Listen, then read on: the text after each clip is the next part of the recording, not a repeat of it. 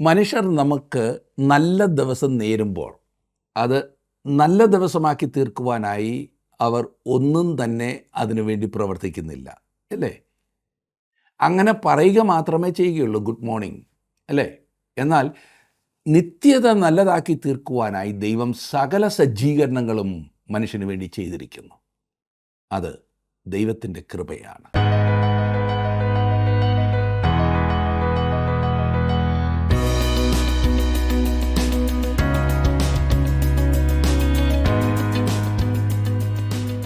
ജീവസന്ദേശത്തിൻ്റെ Bible പഠന ക്ലാസ്സിലേക്ക് സ്വാഗതം. അപ്പോസ്തലനായ പൗലോസ് ഫിലിപ്പിയർക്ക് എഴുതിയ ലേഖനത്തിൻ്റെ പഠനമാണ് നമ്മൾ ഇന്നു മുതൽ ആരംഭിക്കുന്നത്. കാരാഗ്രഹത്തിൻ്റെ ഉള്ളറകളിലിരുന്നാണ് ഈ ലേഖനം എഴുതിയതെങ്കിലും വിശുദ്ധ പൗലോസിൻ്റെ ഹൃദയം നിറഞ്ഞ് ഒഴുകുന്ന വാക്കുകളാണ് നമുക്ക് ഈ ലേഖനത്തിൽ കാണുവാൻ കഴിയുന്നത്. തൻ്റെ സ്നേഹം, പ്രത്യാശ, വിശ്വാസം ഇവയെല്ലാം ഈ ലേഖനത്തിൽ തിക്കി നിറച്ചു വച്ചിരിക്കുന്നത് നമ്മൾക്ക് കാണാം. ക്രിസ്തുവിൻ്റെ അനുകാരിയായിരുന്ന വിശുദ്ധ പൗലോസിൻ്റെ ഈ ലേഖനത്തിൻ്റെ പഠനം നമ്മുടെ ക്രിസ്തീയ ജീവിതത്തിന് വലിയ മുതൽക്കൂട്ടാകുമെന്നുള്ളതിന് യാതൊരു സംശയവുമില്ല. ഫിലിപ്പിയർക്ക് എഴുതിയ ലേഖനത്തിൻ്റെ 1-ാം അധ്യായത്തിൻ്റെ 1-2 വാക്യങ്ങളോടെ നമുക്ക് ആരംഭിക്കാം.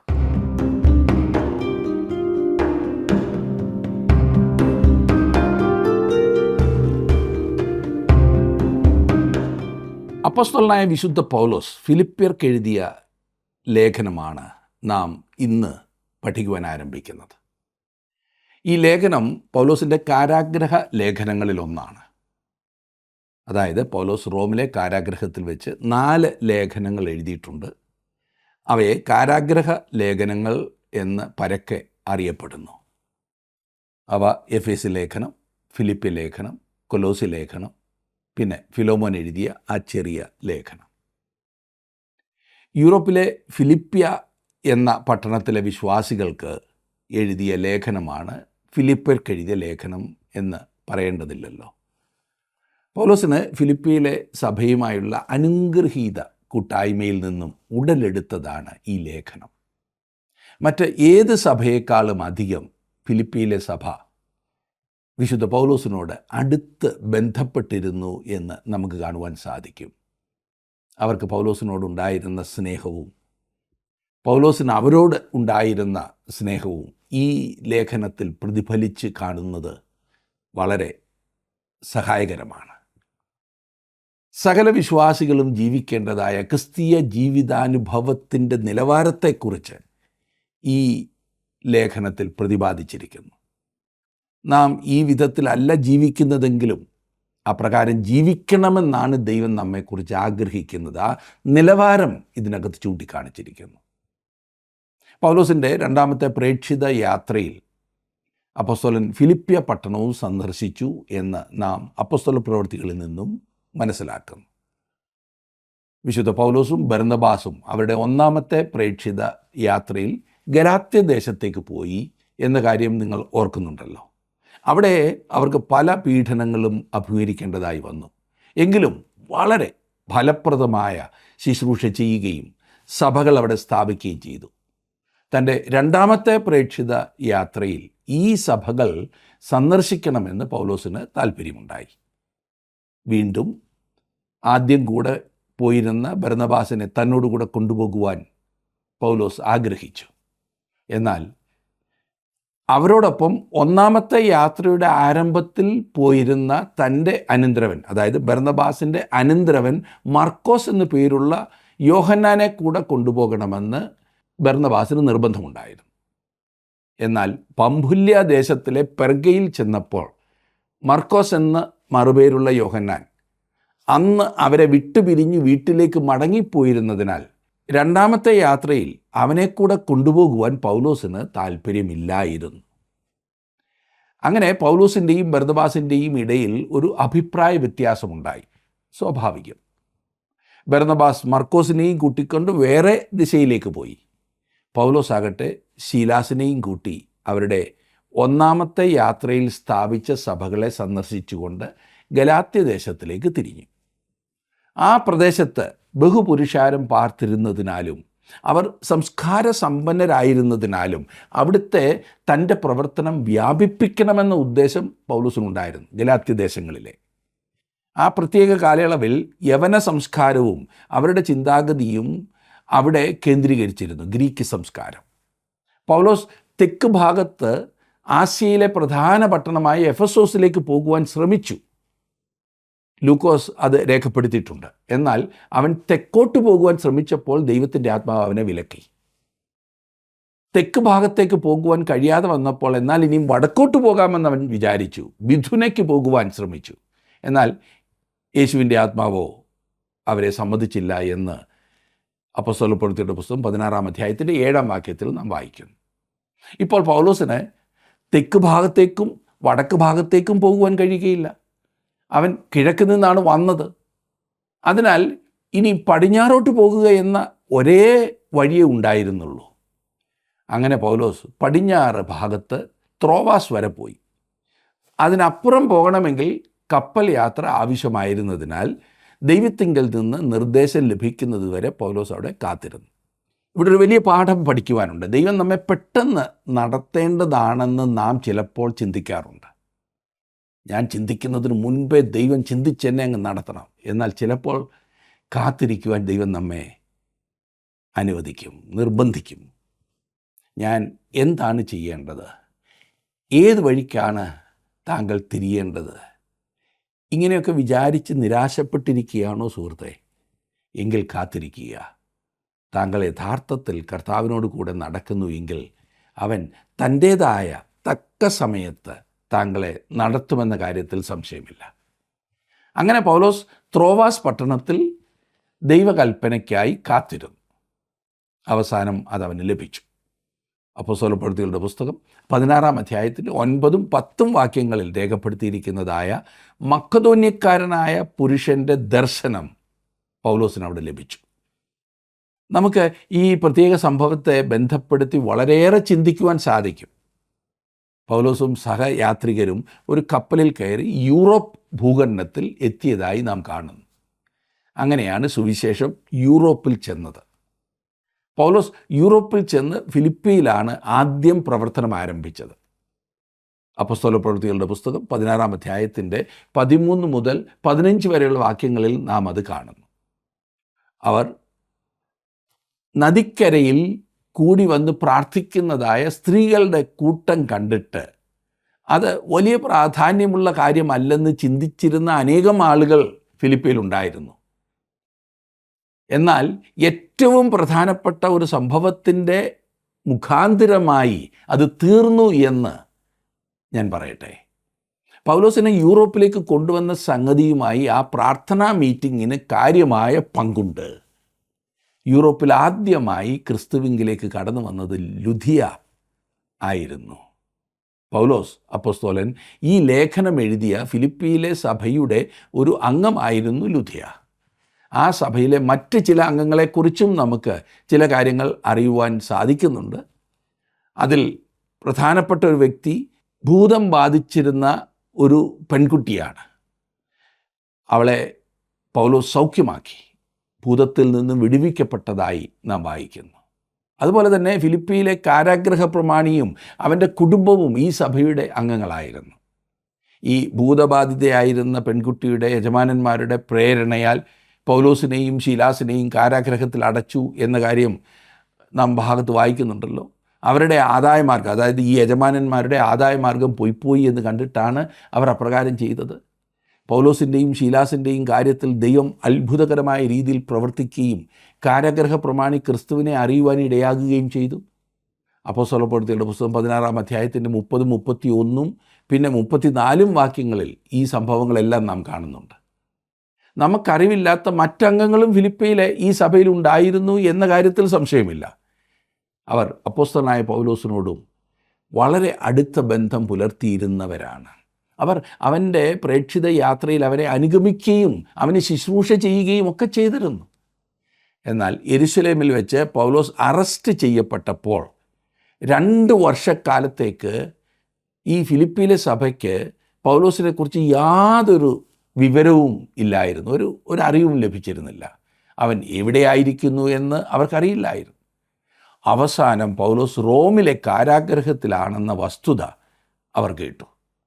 ഈ പ്രിയപ്പെട്ടവരുടെ ഹൃദയം പൗലോസിലേക്ക് ചായുകയും ഉടൻ തന്നെ അവർ അവരുടെ ശുശ്രൂഷകനായ എപ്പഫ്രാദിത്തോസിനെ പൗലോസിൻ്റെ ആവശ്യങ്ങൾക്ക് ഉപകരിക്കുവാനുള്ള ഒരു കാഴ്ചയുമായി, ഒരു സമ്മാനവുമായി അയക്കുകയും ചെയ്തു. ഫിലിപ്പിയിലെ പ്രിയപ്പെട്ടവരുടെ ഔദാര്യത്തിന് നന്ദി പറഞ്ഞുകൊണ്ടും അവരോട് തനിക്കുള്ള സ്നേഹം പ്രകടിപ്പിക്കുന്നതിന് വേണ്ടിയുമാണ് പൗലോസ് ഈ കത്ത്, അതായത് ഫിലിപ്പി ലേഖനം എഴുതിയത്. അതുകൊണ്ട് തന്നെ സ്നേഹം തുളുമ്പി നിൽക്കുന്ന അതിമനോഹരമായ ഒരു കത്താണിത്. ഗലാത്യ ലേഖനത്തിൽ ചെയ്തതുപോലെ ഇവിടെ പൗലോസിന് തിരുത്തേണ്ടതോ പഠിപ്പിക്കേണ്ടതോ ആയ ഉപദേശങ്ങളൊന്നുമില്ല. മാത്രമല്ല കൊരിന്ഥി ലേഖനത്തിലെ പോലെ അവരുടെ സ്വഭാവ ദൂഷ്യത്തെ ശാസിക്കാനല്ല പൗലോസ് ഈ കത്തെഴുതിയത്. ഈ ഫിലിപ്പിയ സഭയിലെ കൂട്ടായ്മയിൽ ഒരു ചെറിയ പ്രശ്നമുണ്ടാക്കിയ 2 സ്ത്രീകളുണ്ടായിരുന്നു, യുവോദ്യയും സുന്ദുകയും. ഈ ലേഖനത്തിൻ്റെ അവസാന ഭാഗത്ത് ഈ സ്ത്രീകളെ ഉപദേശിക്കുന്നതായി കാണുന്നുണ്ട്. എന്നാൽ അത് വലിയ കുഴപ്പം പിടിച്ച ഒരു പ്രശ്നം പോലെ പൗലോസ് പറയുന്നുമില്ല. ക്രിസ്തീയ അനുഭവത്തിൻ്റെ അതിമഹത്തായ ലേഖനമാണ് ഫിലിപ്പിയിലെ വിശ്വാസികൾക്ക് വിശുദ്ധ പൗലോസ് എഴുതിയത്. അതത്ര ഈ ലേഖനത്തിലെ വിഷയവും. പ്രതിസന്ധികൾ നിറഞ്ഞ ജീവിതത്തിലും ഒരു ദൈവ പൈതൽ സന്തോഷമുള്ള വ്യക്തിയായും ബുദ്ധിമുട്ടുകളുടെ മധ്യത്തിൽ, രോഗത്തിൻ്റെ മധ്യത്തിൽ സംതൃപ്തിയോടെ ജീവിക്കുന്നത് ഒരു ദൈവ പൈതലിൻ്റെ പദവിയാണ്. അതെങ്ങനെ എന്ന് ഈ ലേഖനത്തിൽ പൗലോസ് തൻ്റെ അനുഭവത്തിലൂടെ വ്യക്തമാക്കുന്നു. മഹാനായ ഈ അപ്പോസ്തലൻ ഫിലിപ്പിയിലെ തൻ്റെ സ്നേഹിതരുടെ വിശ്വാസത്താൽ നന്ദി നിറഞ്ഞ അവസ്ഥയിലാണ്. 1-ാം അധ്യായത്തിൻ്റെ 3-ാം വാക്യത്തിൽ നാം അത് വായിക്കുന്നു. അവർക്ക് വേണ്ടിയുള്ള പ്രാർത്ഥനയിൽ അവൻ സന്തോഷവാനും അത് നിരന്തരം ചെയ്യുവാനും താല്പര്യപ്പെട്ട് മുൻപോട്ട് പോയിരുന്നു. അതുപോലെ അനേകം പ്രസ്താവനകൾ വിശുദ്ധ പൗലോസിന് ഫിലിപ്പിയരോടുള്ള നിറഞ്ഞു കവിയുന്ന സ്നേഹത്തെ കാണിക്കുന്നതായി ഈ ലേഖനത്തിലുണ്ട്. മുൻപോട്ട് പഠിക്കുമ്പോൾ ആ വിഷയങ്ങൾ ഒക്കെ നമുക്ക് കാണാവുന്നതാണ്. ഓരോ ദൈവ പൈതലിനും ഹൃദയഹാരിയായി അനുഭവപ്പെടാവുന്ന ഒരു ലേഖനമത്ര ഇത്. ഇന്നത്തെ തപാലിൽ താങ്കൾക്കായി വന്ന സ്നേഹനിർഭരമായ കത്താകുന്നു ഇത് എന്ന് താങ്കൾക്ക് തോന്നിപ്പോകും. ഇന്നത്തെ ഭാഷയിൽ പറഞ്ഞാൽ ഇന്നത്തെ ഇമെയിലിൽ നിങ്ങൾക്ക് ലഭിച്ച ആ ചൂട് കത്ത് അത് വ്യക്തിപരമാണ്. ഈ ലേഖനം പ്രത്യേക വാക്കുകൾ കൊണ്ടും ചിന്തകൾ കൊണ്ടും നിറഞ്ഞതാണ്. മറ്റെങ്ങും ഉപയോഗിച്ച് കാണാത്ത വിധം ചില വാക്കുകൾ ഈ ലേഖനത്തിലുണ്ട്. എവിടെയാകുന്നു ഉപയോഗിച്ചിരിക്കുന്നത് എന്നറിയാതെ പോലും പലപ്പോഴും നാം ഉപയോഗിക്കുന്ന പ്രസിദ്ധമായ പല പ്രസ്താവനകളും ഈ ലേഖനത്തിലേതാകുന്നു എന്ന് പഠിക്കുമ്പോൾ താങ്കൾക്ക് വളരെയേറെ സന്തോഷമുണ്ടാകും എന്നത് തീർച്ചയാണ്. ക്രിസ്തുവിനാൽ നിറയപ്പെട്ട ഒരു ലേഖനമാണിത്. ക്രിസ്തുവിനാൽ നിറയപ്പെട്ട. ക്രിസ്തു എന്ന വാക്ക് അല്ലെങ്കിൽ ആ പേര് കുറഞ്ഞത് 37 പ്രാവശ്യം ഈ ലേഖനത്തിൽ കാണുന്നുണ്ട്. 4 അധ്യായങ്ങളും 104 വാക്യങ്ങളും മാത്രമുള്ള ഈ ചെറിയ ലേഖനത്തിൽ ഈ ഒരു പേര്, ഈ ഒരു വാക്ക് മാത്രം 37 പ്രാവശ്യം ഉണ്ടെന്ന് പറഞ്ഞാൽ അതെത്ര പ്രധാനപ്പെട്ട ചിന്തയായിട്ടാണ് പൗലോസ് പറഞ്ഞിരിക്കുന്നത് എന്ന് ഊഹിക്കാമല്ലോ. ഓരോ അധ്യായത്തിലും അത് വ്യക്തമായും പ്രസക്തമായും കാണുന്നു. ദൈവശാസ്ത്രപരവും സഭാപരവുമായ എല്ലാ ഏകാഗ്രത കെടുത്തുന്ന വാദപ്രതിവാദങ്ങളിൽ നിന്നും സുവിശേഷത്തിൻ്റെ കേന്ദ്രവും ഹൃദയവുമായി ക്രിസ്തുവിൻ്റെ ജീവിതവും ക്രിസ്തുവിലുള്ള ജീവിതവും നമ്മെ മനസ്സിലാക്കുന്നതാണ് ഫിലിപ്പിയർക്ക് എഴുതിയ ലേഖനം എന്ന് ഒരു ഭക്തൻ പറഞ്ഞിട്ടുണ്ട്. ഇതിലെ ആഴമേറിയ സത്യങ്ങൾ ക്രിസ്തുവിൽ ഒരു ഭക്തനെ തികഞ്ഞവനാക്കുവാൻ മതിയായതാണ്. അതുപോലെ തന്നെ സന്തോഷത്താൽ നിറഞ്ഞ ഒരു ലേഖനമാകുന്നു ഫിലിപ്പി ലേഖനം. സന്തോഷമെന്ന ഈ പദമോ അതിനോട് ബന്ധപ്പെട്ട പദങ്ങളോ ഈ ചെറിയ ലേഖനത്തിൽ ഏറ്റവും കുറഞ്ഞത് 16 പ്രാവശ്യം ഉപയോഗിച്ചിട്ടുണ്ട്. ഓരോ അധ്യായത്തിലും ഈ പദം നമുക്ക് അഭിവാദ്യം നൽകുന്നു. കർത്താവിൽ സന്തോഷിപ്പീൻ എന്നുള്ളതാണ് ഫിലിപ്പിയിലെ വിശ്വാസികളോട് അപ്പോസ്തലന് പറയുവാനുള്ള ദൂത്. അതും തന്നോടുകൂടെ സന്തോഷിക്കാൻ പറയുന്നു. അത് കഷ്ടത്തിൻ്റെ നടുവിലാകുന്നു വിശുദ്ധ പൗലോസ് പറഞ്ഞത് എന്നോർക്കണം. ഞങ്ങൾ ഉപദേശിമാർ പ്രസംഗിക്കുമ്പോൾ സന്തോഷിച്ചോ എന്ന് പറയുന്ന പറച്ചിലല്ല. പിന്നെ എന്നോടുകൂടെ സന്തോഷിപ്പിൻ. ഇന്ന് ദൈവത്തിൻ്റെ ആത്മാവിനും നമുക്ക് നൽകുവാനുള്ള ദൂത് ഇത് തന്നെയാണ് പ്രിയമുള്ളവരെ. എന്ത് സംഭവിക്കുന്നു എന്നോ ഏതൊരു സാഹചര്യത്തിലായിരിക്കുന്നു എന്നോ ഉള്ളത് പ്രശ്നമല്ല. ഒരു ദൈവ പൈതലിന് മഹത്തായ സംതൃപ്തിയും പ്രശാന്തതയും സമാധാനവും ഉണ്ടായിരിക്കുന്നതാണ്. ക്രിസ്തുവിനെ വ്യക്തിപരമായി അറിയുന്നതിലും അവൻ്റെ ശക്തിയിൽ ആശ്രയിക്കുന്നതിലും കൂടിയാണ് ഈ സന്തോഷമുണ്ടാകുന്നത്, അല്ലാതെ നമ്മുടെ കഴിവുകൾ കൊണ്ടല്ല. രണ്ട് സ്നേഹിതന്മാർ തമ്മിൽ മധുര സമ്പർക്കം ചെയ്യുന്നത് പോലെ എഴുതപ്പെട്ടിട്ടുള്ളൊരു കത്തായതിനാൽ ഇതിലെ വിഷയവിഭജനം മറ്റ് ലേഖനങ്ങളിലെ പോലെ എളുപ്പമല്ല. എങ്കിലും ഓരോ അധ്യായവും പഠിക്കുമ്പോൾ അത് ശ്രദ്ധിക്കുന്നതായിരിക്കും. എന്നിരുന്നാലും ഒരു ലളിതമായ വിഭജനം ഞാൻ ഇപ്രകാരം പറയട്ടെ. 1-ാം അധ്യായം കഷ്ടങ്ങളിലെ സന്തോഷം എന്നതാണ് വിഷയം. 2-ാം അധ്യായം ശുശ്രൂഷിക്കുന്നതിലെ സന്തോഷം എന്നതാണ് വിഷയം. 3-ാം അധ്യായം വിശ്വസിക്കുന്നതിലെ സന്തോഷം. 4-ാം അധ്യായം കൊടുക്കുന്നതിലെ സന്തോഷം. ഇനി വേറൊരു വിഭജനം ഞാൻ പറഞ്ഞാൽ അത് ഇപ്രകാരമാണ്. 1-ാം അധ്യായം ഐക്യതയുടെ ഭാവം, 2-ാം അധ്യായം താഴ്മയുടെ ഭാവം, 3-ാം അധ്യായം വിശുദ്ധിയുടെ ഭാവം, 4-ാം അധ്യായം മഹാമനസ്കതയുടെ ഭാവം. അതെ, ശരിയായ ഭാവത്തോടെ നമുക്ക് ഈ അനുഗ്രഹീത ലേഖനം പഠിക്കുവാൻ ആരംഭിക്കാം. ഇനി ഞാൻ പിൻപറ്റുവാൻ അല്ലെങ്കിൽ ഞാൻ ഉപയോഗിക്കാൻ ആഗ്രഹിക്കുന്ന ഒരു വിഭജനം കൂടെ ഉണ്ട്, അതുകൂടെ പറയട്ടെ. 1-ാം അധ്യായത്തിന് ഞാൻ കൊടുത്തിരിക്കുന്ന പേര് ക്രിസ്തീയ ജീവിതത്തിൻ്റെ തത്വം എന്നാണ്. 2-ാം അധ്യായത്തിൻ്റെ പേര് ക്രിസ്തീയ ജീവിതത്തിനുള്ള മാതൃക എന്നതാണ്. 3-ാം അധ്യായത്തിൽ ഞാൻ കൊടുക്കാൻ ആഗ്രഹിക്കുന്നത് ക്രിസ്തീയ ജീവിതത്തിനുള്ള സമ്മാനം. ഒടുവിലത്തെ അധ്യായമായ 4-ാം അധ്യായത്തിന് ഞാൻ കൊടുക്കുവാൻ ആഗ്രഹിക്കുന്ന പേര് ക്രിസ്തീയ ജീവിതത്തിനുള്ള ശക്തി എന്നുള്ളതാണ്. ഇനി നമുക്ക് ഈ 1-ാം അധ്യായത്തിലേക്ക് പ്രവേശിച്ച് ചില കാര്യങ്ങൾ കൂടി ചിന്തിക്കുവാൻ സമയമുണ്ടല്ലോ. ആ 1-ാം വാക്യം തന്നെ നോക്കി നമുക്കൊന്ന് പഠിക്കാൻ ശ്രമിക്കാം. 1-ാം അധ്യായത്തിലേക്ക് നാം പ്രവേശിക്കുമ്പോൾ അതിൻ്റെ ആദ്യത്തെ വാക്യത്തിൽ നാം വായിക്കുന്നത്, ക്രിസ്തുയേശുവിൻ്റെ ദാസന്മാരായ പൗലോസും തിമത്തിയോസും ഫിലിപ്പിയിൽ ക്രിസ്തുയേശുവിലുള്ള സകല വിശുദ്ധന്മാർക്കും അധ്യക്ഷന്മാർക്കും ശുശ്രൂഷകന്മാർക്കും കൂടെ എഴുതുന്നത്. ഞാൻ പറഞ്ഞല്ലോ, ഫിലിപ്പി ലേഖനം വളരെ പ്രായോഗികമായ ഒന്നാണ്. 1-ാം അധ്യായത്തിന് നാം കൊടുത്ത തലക്കെട്ട് ക്രിസ്തീയ ജീവിതത്തിൻ്റെ തത്വം എന്നുള്ളതാണ്.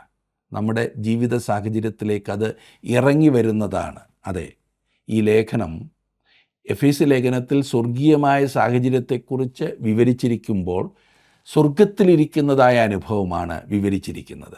എന്നാൽ ഫിലിപ്പി ലേഖനത്തിലാകട്ടെ നാം ദൈനംദിന ജീവിതത്തിലേക്ക് ഇറങ്ങി വരുന്നതായി കാണും. ഇത് വളരെ മനോഹരമായ ഒരു ചെറിയ ലേഖനമാണെന്ന് ഞാൻ പറഞ്ഞല്ലോ. അതിൻ്റെ മാധുര്യത്താൽ നമുക്ക് ആത്മീക അനുഗ്രഹം പ്രാപിക്കുവാൻ തീർച്ചയായിട്ടും സാധിക്കും. ഈ 1-ാം വാക്യത്തിൽ പറയുന്നു പൗലോസും തിമത്തിയോസും. തിമത്തിയോസിനെ പൗലോസ് തന്നോടൊപ്പം ബന്ധപ്പെടുത്തിയിരിക്കുന്നു. ഈ യുവാവായ ശുശ്രൂഷകനെ പൗലോസ് മുമ്പോട്ട് കൊണ്ടുവരികയും തൻ്റെ കൂടെ നിർത്തുകയും അവനെ പ്രോത്സാഹിപ്പിക്കുകയും ചെയ്യുന്നു. ഈ യുവാവായ തിമോത്തിയോസിനെ പൗലോസ് സ്നേഹിച്ചിരുന്നു. പൗലോസിൻ്റെ ആത്മീക മകനായിരുന്നു തിമത്തിയോസ്. അതായത് തിമത്തിയോസിനെ പൗലോസ് ആയിരുന്നു ക്രിസ്തുവിന് വേണ്ടി നേടിയത് എന്നർത്ഥം. പൗലോസ് തിമത്തിയോസിൻ്റെ കാര്യത്തിൽ വളരെ ശ്രദ്ധയുള്ളവനായിരുന്നു. പൗലോസ് എല്ലായ്പ്പോഴും ഏതാനും യുവാക്കന്മാരായ ശുശ്രൂഷകരെ തന്നോടൊപ്പം കൂടെ കൂട്ടിയിരുന്നു. പൗലോസിന് തിമത്തിയോസിനെ കുറിച്ചുണ്ടായിരുന്ന ചിന്തയും സ്നേഹവും എത്രമാത്രമാണെന്ന് നമുക്ക് ഊഹിക്കാവുന്നതത്രേ. പൗലോസിൻ്റെ പേര് കേൾക്കുന്നിടത്തെല്ലാം തിമത്തിയോസിനെക്കുറിച്ചും നമുക്ക് കേൾക്കുവാൻ കഴിയും. എത്ര വലിയ പദവിയല്ലേ! പൗലോസാണ് അതിന് ഉത്തരവാദി എന്നോർക്കണം. എത്ര മനോഹരമായ സംഗതിയാണിത്. തന്നോടുകൂടെ നിർത്തിയിരിക്കുന്ന യുവസ്നേഹിതൻ. ഇവിടെ പറയുന്നു യേശുക്രിസ്തുവിൻ്റെ ദാസന്മാർ എന്ന്. പൗലോസിനെയും തിമത്തിയോസിനെയും യേശുക്രിസ്തുവിൻ്റെ ദാസന്മാർ. അതെ, ദാസന്മാർ എന്ന വാക്കിൻ്റെ യഥാർത്ഥ അർത്ഥം അടിമകൾ എന്നാണ്. അടിമകൾ. ഇന്ന് അടിമകൾ എന്ന് പറഞ്ഞാൽ നമുക്ക് അത്രയും മനസ്സിലാകില്ല. എന്നാൽ ഇത് എഴുതുന്ന സമയത്ത് അടിമകളെന്ന് പറയുന്നത് അവർക്കെല്ലാം അറിയാവുന്ന ഒരു യാഥാർത്ഥ്യമായിരുന്നു. കാരണം റോമൻ സാമ്രാജ്യത്തിൽ പകുതി ആളുകൾ അടിമകളായിരുന്നു. പൗലോസ് തൻ്റെ അപ്പസ്തോലത്വത്തെ സാധൂകരിക്കുകയാണ് ഗലാത്യ ലേഖനത്തിൽ ചെയ്തത്.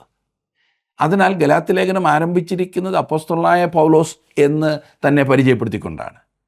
കൊരിന്ത്യ ലേഖനം എഴുതുമ്പോഴും അത് തന്നെയാണ് പൗലോസ് ചെയ്തത്.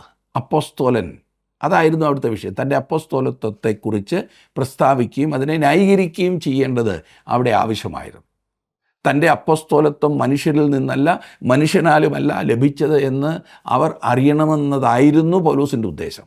എന്നാൽ ഫിലിപ്പിയിലെ വിശ്വാസികളുടെ മുൻപിൽ തൻ്റെ പദവി തെളിയിക്കേണ്ട ആവശ്യം പൗലോസിനില്ലായിരുന്നു. അവർ പൗലോസിനെ സ്നേഹിക്കുകയും അവൻ്റെ അപ്പസ്തോലത്വത്തെ അംഗീകരിക്കുകയും ചെയ്തു. അവരെല്ലാവരും പൗലോസിനാൽ ക്രിസ്തുവിങ്കിലേക്ക് ആകർഷിക്കപ്പെട്ടവരായിരുന്നു. അതിനാൽ പൗലോസ് താഴ്മയോടെ, വളരെ താഴ്മയോടെ തന്നെ പരിചയപ്പെടുത്തിക്കൊണ്ട് ക്രിസ്തുയേശുവിൻ്റെ അടിമയായ പൗലോസും തിമോത്തിയോസും എന്ന സ്ഥാനമാകുന്നു എടുക്കുന്നത്. ഫിലിപ്പിയിൽ ക്രിസ്തുയേശുവിലുള്ള സകല വിശുദ്ധന്മാർക്കും എന്ന് നമ്മൾ വായിക്കുന്നു. ഫിലിപ്പിയിലെ സഭയിലുള്ള ഏതെങ്കിലും ഒരു പ്രത്യേക വ്യക്തിക്കല്ല പൗലോസ് എഴുതുന്നത്. ഫിലിപ്പിയിൽ ക്രിസ്തുയേശുവിനുള്ള സകല വിശുദ്ധന്മാർക്കുമാകുന്നു.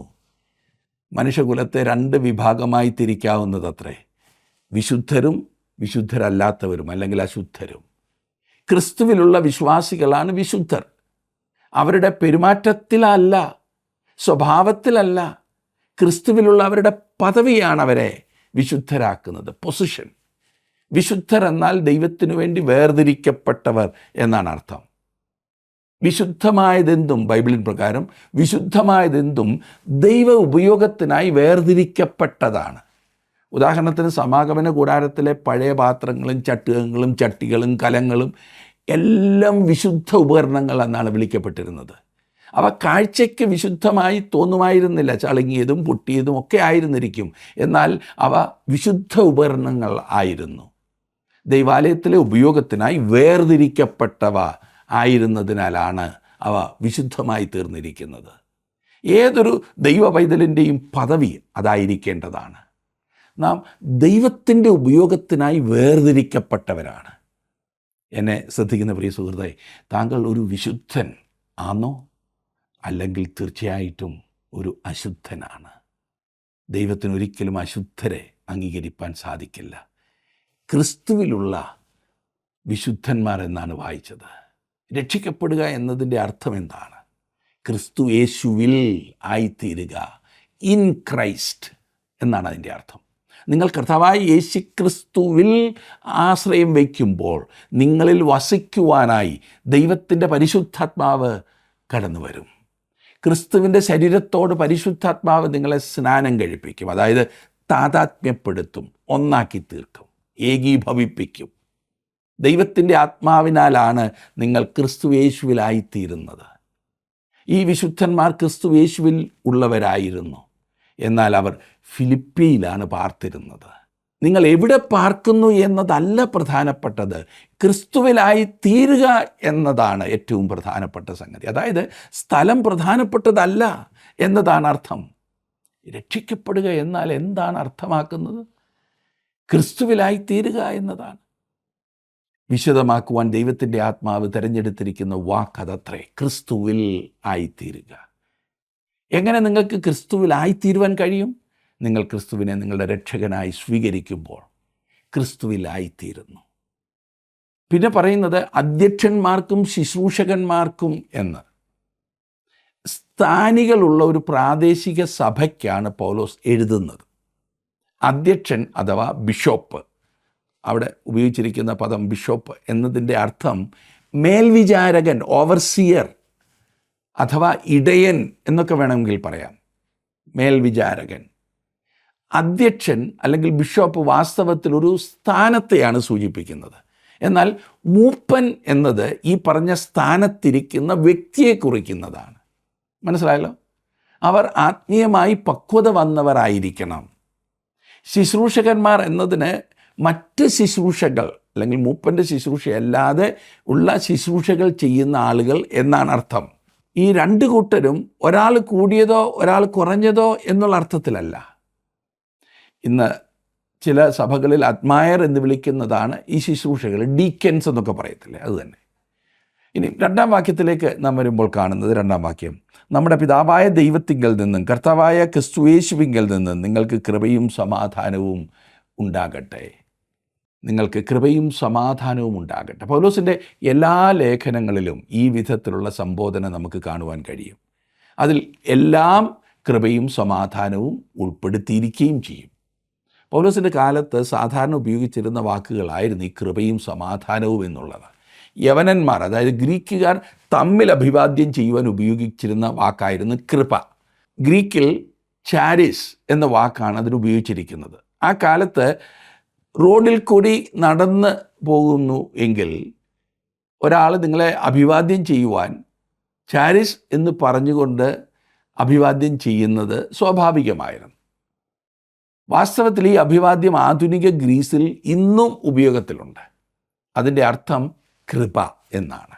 ഒരു നല്ല ദിവസം നേർന്നുകൊള്ളുന്നു എന്ന് നാം ആശംസിക്കുന്നത് പോലെയുള്ള വാക്കായിരുന്നു ഈ പറഞ്ഞ ചാരിസ്. അത് മനോഹരമായ ഒരു വാക്കാണ്. അതിലെ അടിസ്ഥാനപരമായ ചിന്തകൾ സന്തോഷം, സുഖം, പ്രസന്നത, സൗന്ദര്യം എന്നൊക്കെയാണ്. അതെ, കൃപയുടെ ഒരു ബന്ധം. ക്രിസ്തുവിനോടുകൂടെ ഒരു ജീവിതം മനോഹരമാകുന്നു. കാരണം മനുഷ്യൻ മേലിൽ ദൈവ നിയമങ്ങളുടെ ഇരയാകുന്നില്ല, പിന്നെയോ അവൻ ദൈവസ്നേഹത്തിൻ്റെ ഒരു ദൈവ പൈതലാകുകയാണ്. ദൈവത്തെ പിതാവ് എന്ന് മനസ്സിലാക്കുന്ന അതിമഹത്തായ സൗന്ദര്യം ക്രിസ്തുവിലൂടെയാണ് ഒരു വ്യക്തിക്ക് ഈ അവസ്ഥ ഉണ്ടാകുന്നത്. അതെ, ദൈവകൃപയുടെ ആഴം വർണ്ണിക്കുവാനാവതില്ല. നല്ല ഒരു നിത്യത ഉണ്ടാകട്ടെ എന്നാണ് ദൈവം നിങ്ങളോട് പറയുന്നത്. മനുഷ്യർ നമുക്ക് നല്ല ദിവസം നേരുമ്പോൾ അത് നല്ല ദിവസമാക്കി തീർക്കുവാനായി അവർക്കൊന്നും തന്നെ ചെയ്യുവാൻ സാധിക്കില്ല. അങ്ങനെ പറയുക മാത്രമേ ചെയ്യുകയുള്ളൂ. എന്നാൽ നിത്യത നല്ലതാക്കി തീർക്കുവാനായി ദൈവം സകല സജ്ജീകരണങ്ങളും ചെയ്തു കഴിഞ്ഞു. അത് ദൈവത്തിൻ്റെ കൃപയാണ്. കൃപയോടൊപ്പം എല്ലായ്പ്പോഴും സമാധാനവും ഉണ്ടാകുന്നതായി കാണാം. സമാധാനം കൃപയ്ക്ക് മുമ്പായിട്ടൊരിക്കലും പറഞ്ഞിട്ടില്ല. ചാരിസ് എന്ന വാക്ക് യവന സംസ്കാരത്തിൽ നിന്നാണ് വരുന്നതെങ്കിൽ സമാധാനം അഥവാ ശാലോം എന്ന വാക്ക് മതപരമായ ലോകത്ത് നിന്നാണ് ലഭിക്കുന്നത്. എബ്രായ രീതിയിലുള്ള അഭിവാദ്യ വാക്കായിരുന്നു ശാലോം എന്നത്. യെരുശലേം എന്നതിൻ്റെ അർത്ഥം സമാധാനത്തിൻ്റെ പട്ടണം എന്നാണ്. അതായത് ജെറു ശലോം, സമാധാനത്തിൻ്റെ പട്ടണം. എന്നാൽ യെരുശലേം ഒരിക്കലും സമാധാനത്തിൻ്റെ പട്ടണമായിരുന്നിട്ടില്ല. അത് യുദ്ധത്തിൻ്റെ പട്ടണമായിട്ടാണ് ഇരുന്നിട്ടുള്ളത്. ഇപ്പോഴാകട്ടെ അത് ലോകമാകുന്ന ജഡത്തിലൊരു മുള്ളായി തീർന്നിരിക്കുകയാണ്. സമാധാന പ്രഭു ഭരണം ഏറ്റെടുക്കുന്നത് വരെ യെരുശലേമിൽ നിന്ന് മാത്രമല്ല ലോകത്തെങ്കും സമാധാനം ഉണ്ടായിരിക്കുകയില്ല. ദൈവത്തിൻ്റെ കൃപ മുഖാന്തരം ഒരു ക്രിസ്തു വിശ്വാസിക്ക് ആ സമാധാനം ലഭ്യമാകുന്നു. വിശ്വാസത്താൽ നീതീകരിക്കപ്പെട്ടിട്ട് നമ്മുടെ കർത്താവായ യേശു ക്രിസ്തു മൂലം നമുക്ക് ദൈവത്തോട് സമാധാനമുണ്ട് എന്ന് റോമാലേഖനത്തിൽ നാം വായിക്കുന്നു. ക്രിസ്തു നമുക്ക് വേണ്ടി മരിക്കുകയും നമുക്ക് വേണ്ടി മറുവില കൊടുക്കുകയും ചെയ്തതിനാൽ ഒരു പാപിക്ക് വിശുദ്ധനായ ദൈവത്തോട് ലഭ്യമാകുന്ന സമാധാനമാണിത്. ഇപ്പോൾ ദൈവത്തിന് തൻ്റെ കൃപയാൽ നമ്മെ രക്ഷിക്കുവാൻ കഴിയും. നമ്മുടെ രക്ഷയ്ക്ക് വേണ്ടി നാം ദൈവത്തിന് എന്തെങ്കിലും നൽകുകയെന്നുള്ളതല്ല. വാസ്തവത്തിൽ യാതൊന്നും നമുക്ക് ദൈവത്തിന് നൽകുവാൻ കഴിയുകയില്ല. എൻ്റെ പാപം അല്ലാതെ യാതൊന്നും ഞാൻ ദൈവത്തിൻ്റെ അടുത്ത് കൊണ്ടുപോയിട്ടില്ല. ആ പാപത്തിന് ക്രിസ്തു പ്രായശ്ചിത്തം നൽകി. അതിനാൽ വിശുദ്ധനായ ദൈവത്തിന് എന്നെ സ്വീകരിക്കുവാൻ കഴിയും. എന്നെ ശ്രദ്ധിക്കുന്ന പ്രിയ സുഹൃത്തെ, താങ്കളുടെ ജീവിതത്തിൽ ഈ ദൈവത്തെ അനുഭവിച്ചറിയുവാൻ, ആ കൃപയും സമാധാനവും പ്രാപിക്കുവാൻ താങ്കൾക്ക് കഴിഞ്ഞിട്ടുണ്ടോ? അതിനായി ദൈവം താങ്കളെ സഹായിക്കട്ടെ, അനുഗ്രഹിക്കട്ടെ. വിശുദ്ധ പൗലോസ് സുവിശേഷം പ്രസംഗിച്ച് ക്രിസ്തുവിലേക്ക് നയിച്ചവരായ വിശ്വാസികളെ താൻ നൊന്ത് പ്രസവിച്ച കുഞ്ഞുങ്ങളെപ്പോലെ തൻ്റെ ഹൃദയത്തിൽ വഹിച്ചിരിക്കുന്നത് ആണ് നമ്മളിവിടെ കാണുന്നത്. ഫിലിപ്പിയിലെ ഒരു നദിക്കരയിൽ നിന്നാരംഭിച്ച ദൈവപ്രവൃത്തി ഇന്നൊരു പ്രാദേശിക സഭയായി രൂപാന്തരം പ്രാപിച്ചിരിക്കുകയാണ്. ഇവിടെ ദൈവം ഹൃദയം തുറന്ന ലുദിയ എന്ന സ്ത്രീ തൻ്റെ ഭവനം കർത്താവിന് വേണ്ടി തുറന്നുകൊടുത്ത് ആരംഭിച്ച ദൈവപ്രവൃത്തി ഒരു ഭൂഖണ്ഡം മുഴുവൻ വ്യാപിക്കുന്നതാണ് അപ്പോസ്തല പ്രവൃത്തികളിൽ നാം കാണുന്നത്. ഈ പുസ്തകം നിങ്ങൾ ശ്രദ്ധയോടെ വായിച്ചാട്ടെ. തുടർന്നുള്ള ദിവസങ്ങളിലെ പഠനങ്ങളിൽ പങ്കെടുക്കുകയും നിങ്ങളുടെ പരിചയക്കാരെ അതിനുവേണ്ടി ഉത്സാഹിപ്പിക്കുകയും ചെയ്താട്ടെ. ഈ പഠനം മൂലം അനേകരുടെ ഹൃദയം ദൈവം തുറക്കുമെന്ന് ഞങ്ങൾ വിശ്വസിക്കുന്നു. ദൈവം തൻ്റെ സമാധാനത്താലും സന്തോഷത്താലും നിങ്ങളുടെ ഹൃദയങ്ങളെ നിറയ്ക്കട്ടെ.